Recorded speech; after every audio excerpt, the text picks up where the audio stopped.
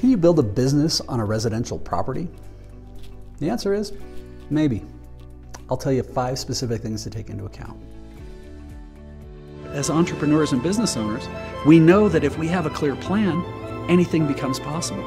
And if you can have a clear plan, a clear process to create that plan, and a way to create clarity with your partner or spouse, you can drive to amazing heights. All right, so I started my first 16 companies when I was 19. A lot of them I've run from the home in different areas, and I've developed a bunch of real estate in other areas. There's 5 main things that you need to take into account when you're saying, hey, can I use or can I build a business on the residential property? So since COVID and the work from home era has just exploded, in a lot of ways, depending on the type of business you can, there may be no-brainer issues. It's like no problem. You know, if you're running a business from a computer, most likely you don't have any issues at all. Set up that extra bedroom, take a corner of the basement, whatever it is. We talk a lot about that in the book, in the Aspiring Solopreneur, and how to set up, define your ideal business, and then even how to get started in that first 6 months. But if you're looking at physically building something, well, there's a few other things to take into account. One of the things, even if you're primarily a work from home type of business, is are you going to have people visiting you? Meaning, are people going to be coming and going? Do you have suppliers delivering stuff? Do you have customers that are maybe picking things off or dropping things off?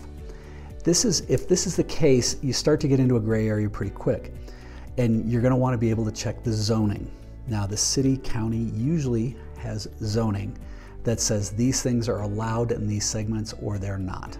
And usually they're pretty friendly and you can talk to them. It may be the kind of thing that you just don't worry about it and ask for forgiveness, not permission.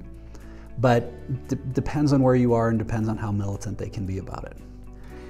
Other areas have what's called HOAs, a homeowner association. And if you have an HOA in your business or in your neighborhood, there may be certain covenants within the HOA that says what you can and can't do. I personally don't believe that they can tell me I can't run my business from inside my house, but if it means that there's people coming and going, well, they certainly can say some things about that. If it starts to have traffic, if it starts to become a nuisance for neighbors, if there's a higher volume of people just traveling, that can be an issue. Now, if you're looking at building something and say, hey, I've got extra ground on my lot and I'm going to build an extra garage and I'm going to start becoming a mechanic and I'm going to work on cars, well, that could be a huge issue. That could be the kind of thing that zoning says, no, you're not. Because if you happen to live in a nice neighborhood, you may be a great mechanic, but your neighbors aren't going to be like, yeah, you can't have 4 cars on blocks in your front yard as you work on them, or in your backyard. You know, so this is where finding out what are the parameters around what you can and can't do, making sure you understand that. So the other thing that you need to take into account is sometimes there's going to be other ordinances. And ordinances can be noise ordinance, it could be, I've seen light ordinances, it's all over the place. But you want to make sure that what you're doing or what you propose to do in your area, and if you're building things, is this going to be in any contradiction to what other people are wanting there?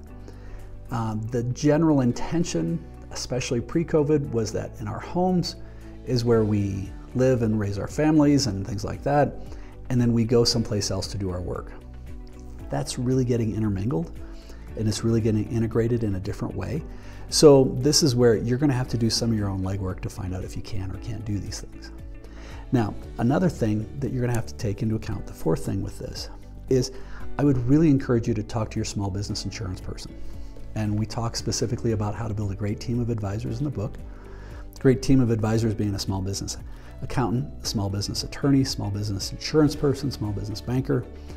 Having this group of people and saying, hey, Miss Insurance Person, what do I need to be aware of? Do I have any additional challenges or do I need to get any additional coverage if I'm working from here? If you happen to have people come to your home, you're probably going to want a little bit extra coverage. If you're doing work in your backyard, doesn't mean you can't, and I've known people who do it, but you may need to get some additional coverage.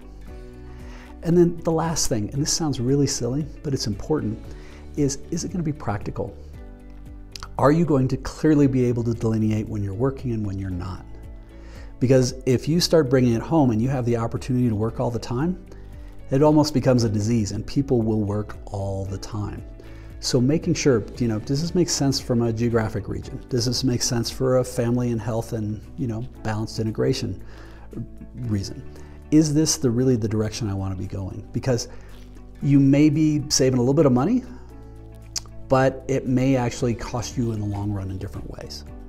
So I'm not sure, hopefully you were able to get some value out of this, but if you're wondering, can I build a business on a residential property?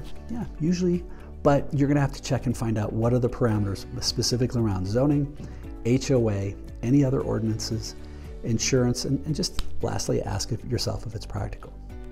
So hopefully you found some value. If you did, please subscribe. Check out some of the other videos on this channel. If you have questions, reach out. Keep smiling.